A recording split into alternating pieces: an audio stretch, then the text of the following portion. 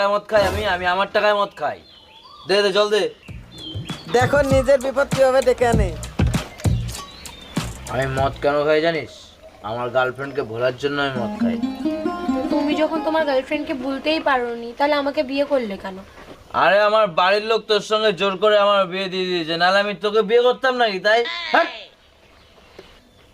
শুনেছি তোমার গার্লফ্রেন্ড নাকি খুব খারাপ ছিল, তাই? আমার গার্লফ্রেন্ডের ব্যাপারে আর একটা বাজে কথা বললে বেল্ট দিয়ে মেরে তোর পিঠে চামড়া তোর দেবো, বুঝিস? আচ্ছা সরি, হ্যাঁ মদ খা। আমি মদ খাই না। আরে আমি বলছি খা।